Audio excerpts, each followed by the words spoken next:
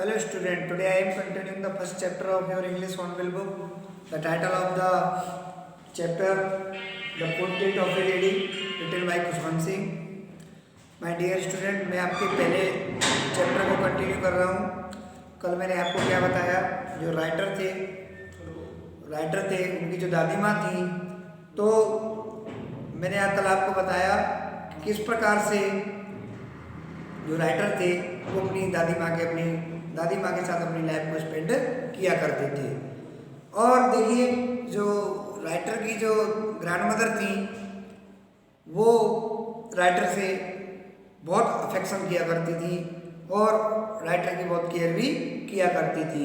जैसे कि उसे जगाना, राइटर को जगाना, राइटिंग की जो राइटर था उसके लिए स्कूल जाने की पूरी अरेंजमेंट करना, जैसे उसका टिफिन लगाना, उसका बस्ता लगाना, और जो राइटर स्कूल में पढ़ा करता था उसे डिस्कस करना कि आज क्या पढ़ाया. और जो राइटर की दादी माँ थी वो भगवान में बहुत विश्वास किया करती थी.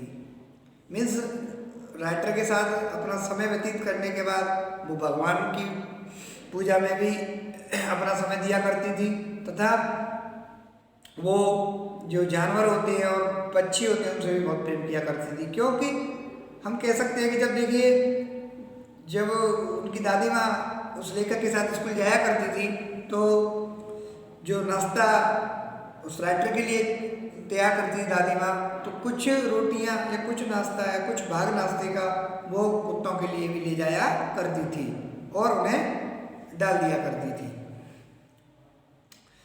और भगवान में कैसे विश्वास कि जब वो राइटर स्कूल में पढ़ता था और जो स्कूल था वो जॉइंट था, जो जुड़ा हुआ था टेम्पल से, तो वो अपनी पूजा पाठ में व्यस्त रहती थी और जबकि लेखक वहाँ पे अपनी पढ़ाई करता था. अब देखिए आगे देखते हैं. Let us continue the chapter.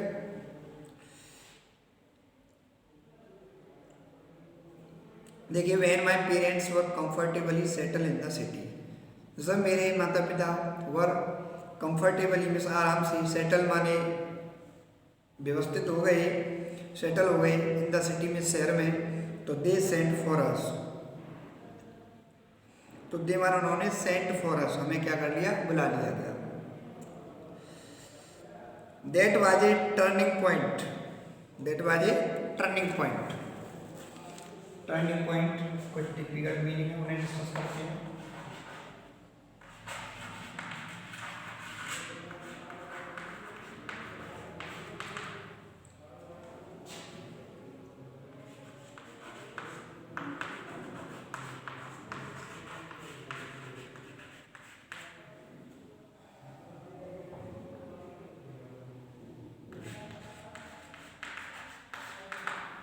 Turning point, an important point.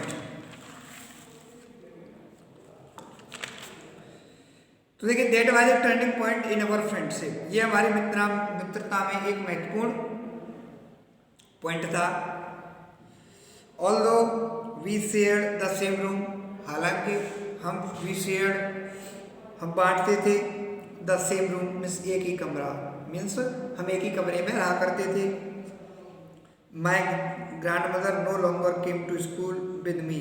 और मेरी जो दादी माँ है, no longer came to school, वो स्कूल नहीं जाया करती थी विद मी माने मेरे साथ. अब जो मेरी दादी माँ थी अब मेरे साथ स्कूल नहीं जाया करती थी. देखिए, जब उनके माता पिता, जो राइटर है, राइटर के जो माता पिता हैं वो शहर में अच्छी तरीके से सेटल हो गए, तो क्या किया, उनके माता पिता ने राइटर को और दादी माँ को बुला लिया. इसके और वहाँ पे भी जो राइटर था वो दादी माँ के साथ ही रहा करता था. लेकिन पहले जब दादी माँ राइटर के साथ स्कूल जाया करती थी प्राय, अब इस प्रकार वो स्कूल नहीं जाया करती थी. I used to go to an English school in a motor bus. और I used to go to, मैं जाया करता था, एन इंग्लिश स्कूल, एक इंग्लिश स्कूल में, इन ए मोटर बस, काइक से मैं मोटर बस से एक इंग्लिश स्कूल में जाया करता था. There were no dogs in the streets. गलियों में भी कोई कुत्ते नहीं थे.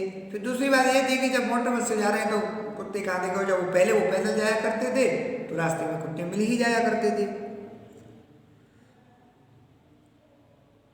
And she took to feeding sparrow. अब वो क्या किया करती थी, कि सी टुक टू फीडिंग, वो खिलाया करती थी स्पैरो मिस गौरैया स्पैरो को खिलाया करती थी in the courtyard of our city house. जो कट यार्ड मीन्स होता है क्या, आंगन। जो शहर में उनका जो घर था ना, घर में क्या था उनका, आंगन। वहाँ पे स्पैरो कुछ चिड़िया आ जाया करती थी, गौरैया आ जाया करती थी, और वह कुत्तों की बजाय उन्हें खिलाया करती थी स्पैरो को। अब उन्होंने स्पैरो को खिलाना शुरू कर दिया।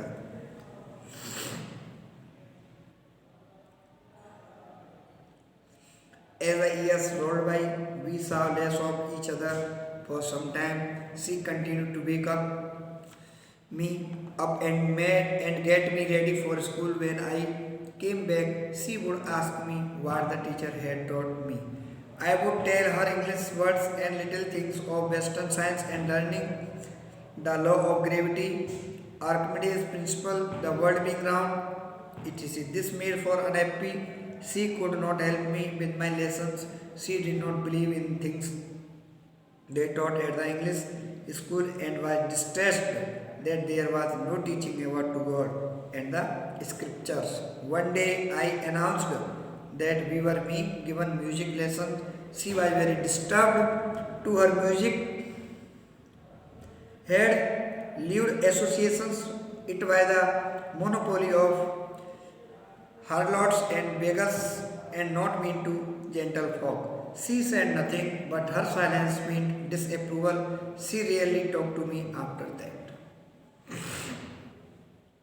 देखिए my dear student, as a real rolled by, जैसे समय रोल्ड बाय में व्यतीत हुआ, by we saw less of each other. We saw less of each other. मेरा और मेरी दादी माँ का वी सो लेस, हम देखते थे, लेस माने बहुत कम, हम बहुत कम मिलते थे, ईच अदर माने एक दूसरे से।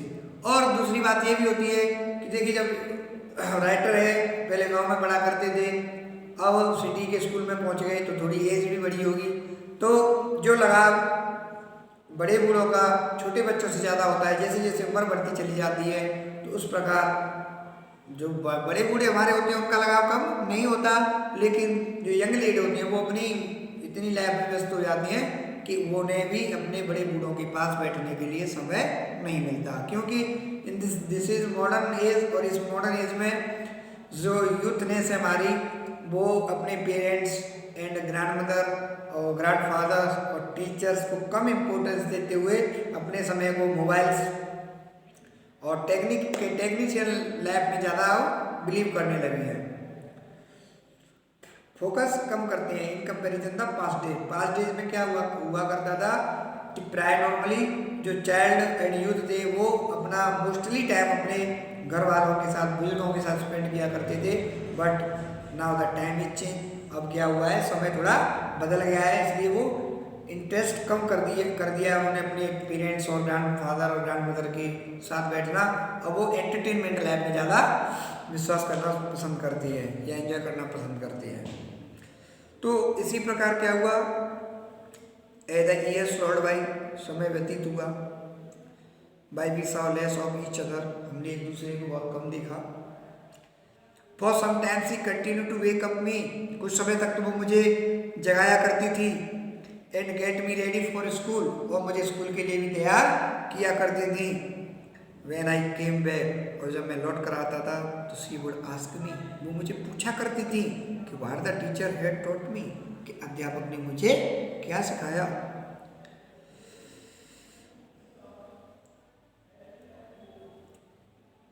आई would tell her English word, मैं उनसे बात किया करता था इंग्लिश वर्ड का, मैं अंग्रेजी इंग्लिश के वर्ड बोल दिया करता था मैं उनसे। And little things of western science, और कुछ वेस्टर्न साइंस पश्चिमी विज्ञान के बारे में बताया करता था। And learning the law of gravity, और क्या बताया करता था, the law of gravity, gravity के रूल्स बताया करता था। आर्किमिडीज प्रिंसिपल, आर्किमिडीज के सिद्धांत के बारे में बात किया करता था, जो कि आपके साइंस से रिलेटेड है। ये ग्रेविटी है, आर्किमिडीज के प्रिंसिपल हैं, ये आपके साइंस से रिलेटेड है। तो ये चीज़ें मैं बताया करता था। द वर्ल्ड बीइंग राउंड, और जो संसार गोल है, पृथ्वी गोल है, इसके बारे में बताया करता था। ओल्ड एज है, वो जो बड़े बूढ़े हैं वो इतनी नॉलेज नहीं रखते, आर्किमिडीज के सिद्धांत, वो स्पिरिचुअलिटी में ज़्यादा विश्वास करते हैं, कुछ भगवान से रिलेटेड चीज़ों में ज़्यादा विश्वास करते हैं, संस्कार की बातों में ज़्यादा विश्वास करते हैं, आचरण की बातों में ज़्यादा विश्वास करते हैं। और जो मोस्टली हमारे भी जो बुजुर्ग लोग हैं in comparison of science and physics, क्योंकि in the past time there is no faculty available that the even today available. क्यों, देखिए पुराने समय में इतनी व्यवस्थाएं हर एक के लिए नहीं थी जो आज हमारे लिए हैं। ज़्यादा अच्छे जो आज व्यवस्थाएं तकनीकी चल रही है वो पहले समय में इतनी नहीं थी, इसलिए हमारे जो पेरेंट्स हैं या हमसे जो पिछले वाली जो पीढ़ी है वो थोड़ी कम शिक्षित है, तो इसलिए उन्हें बहुत कम नॉलेज रहती है ग्रेविटी के बारे में, आर्किमिडीज के बारे में, साइंस फिजिक्स के बारे में उन्हें कम नॉलेज होती है। लेकिन वो स्पिरिचुअलिटी में ज़्यादा विश्वास करते थे और उनका ध्यान, जैसे मोस्टली आज भी गाँव में लगभग जो लेडीज है पुरानी वो पढ़ी लिखी नहीं होगी, लेकिन रामायण है और वेदों शास्त्रों का वो अच्छी एक नॉलेज रखती हैं आज भी, क्योंकि पहले इतनी व्यवस्था थी नहीं, साइंस की इतनी डेवलपमेंट नहीं थी, इतनी व्यवस्थाएं नहीं थी और उनके लिए इतने साधन नहीं थे जितना कि आज हैं बच्चों के लिए। तो वो क्या किया करता था, इंग्लिश के कुछ वर्ड बोल दिया करता था और साइंस के तो आपके ग्रेविटी है, आर्किमिडीज का प्रिंसिपल है, इसके बारे में बात कर दिया करता था and the world being round, और ये बता दिया करता था कि ये संसार कैसा है, गोल है।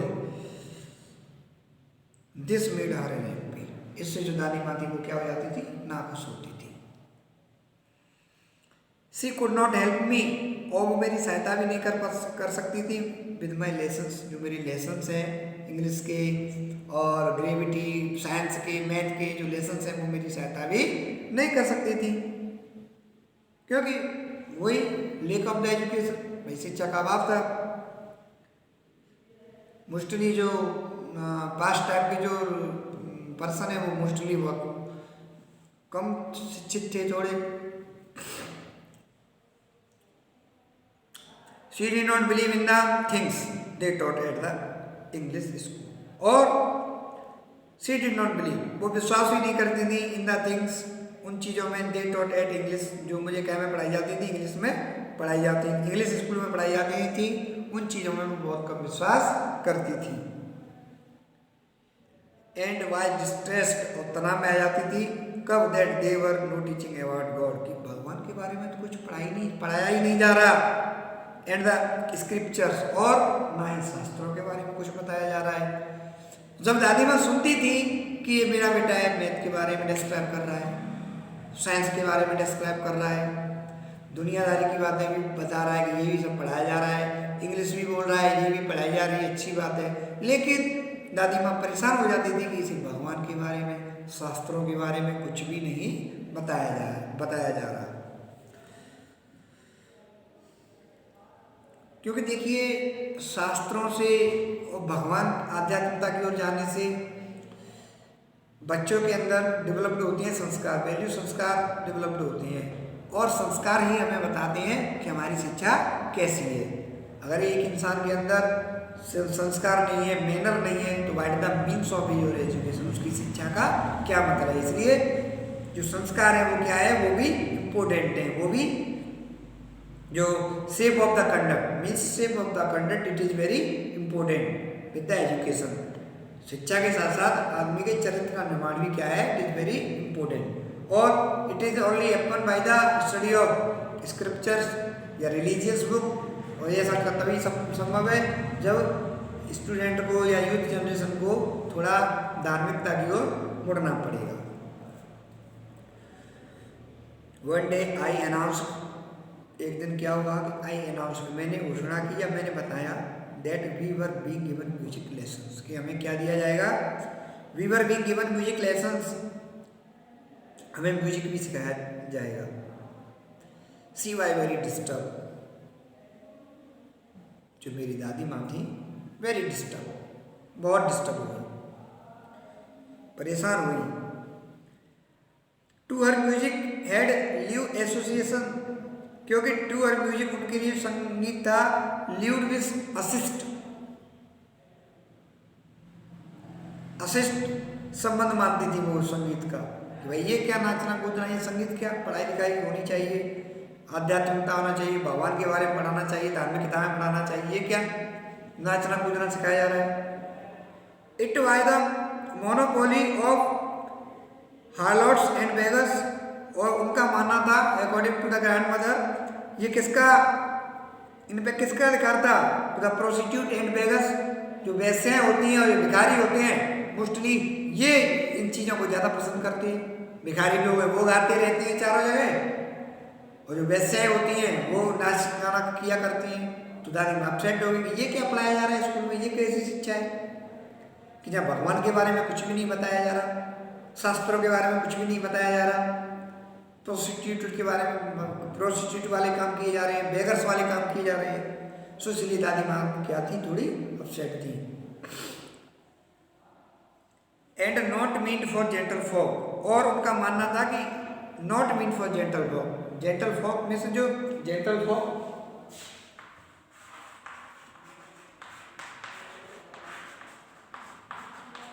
मीन्स जेंटल पर्सन,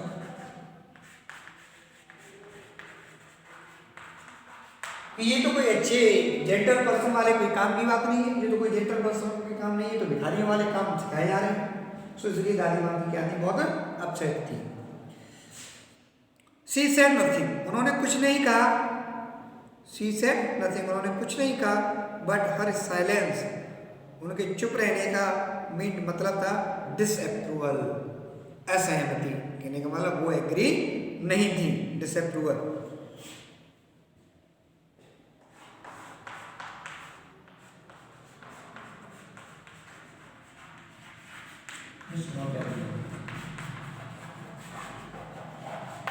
मीन्स उनकी असहमति थी, वो सहमत नहीं थी, और इसीलिए she rarely talk to me after that, rarely, hardly, और यही रीजन था, in this way she really talk to me, वो मुझसे बड़ी कठिनाई से, या talk to me after that, इस सब के बाद वो मुझे बहुत कम बातचीत किया करती थी। मीन्स बहुत उन्होंने मुझसे बात करना क्या कर दिया, बहुत कम कर दिया। क्योंकि देखिए क्या था कि जो पहले तो वो जो राइटर थे वो अपनी दादी माँ के साथ जब वो गांव में रहते थे तो वहाँ क्या था कि जो गांव का भी वातावरण संस्कार से भरा हुआ बताया जाता है, वहाँ मतलब मंदिर भी था और वो खुद भी उसके साथ जाया करती थी। मतलब मोस्टली जो टाइम है वो दादी माँ खुशवंत सिंह के साथ ही स्पेंड किया करती थी, इसलिए पूरा टेंशन रहा करता था। और स्कूल में भी जो पढ़ाया जाता था वो उनकी समझ में आता था, उनकी भी समझ की बात थी, क्योंकि देखिए टेम्पल भी था और बच्चों को प्रार्थनाएं भी पढ़ाई जाती थी, भक्ति भी सिखाई जाती थी, इसलिए दादी माँ के अनुरूप सब चीज़ चल रही थी। लेकिन ये सिटी में जब चेंज हुआ, टर्निंग पॉइंट हुआ, सिटी में आई और जब बाहरी शिक्षा ली, हायर एजुकेशन जब खुशवंत सिंह ने गेन की तो वो दादी माँ की समझ से सब चीज़ बाहर थी, क्योंकि वहाँ पे जो रिलीजियस बुक थी उनका क्या था, अभाव था। और रिलीजियस बुक को दादी माँ बहुत पसंद किया करती थी। वो इतनी रुचि साइंस में, म्यूजिक में, मैथ में और इस दुनियादारी की बातों में इतना ज़्यादा बिलीव नहीं किया करती थी, इसलिए उनकी दादी माँ उस राइटर से अपसेट थी। ये क्या, जो what is the means of education. So my dear student, I hope you will understand well and next अगला जो नेक्स्ट डिस्कस करेंगे हम जिससे आगे है वो इन द नेक्स्ट वीडियो में अब हम इससे आगे डिस्कस करेंगे। Thank you.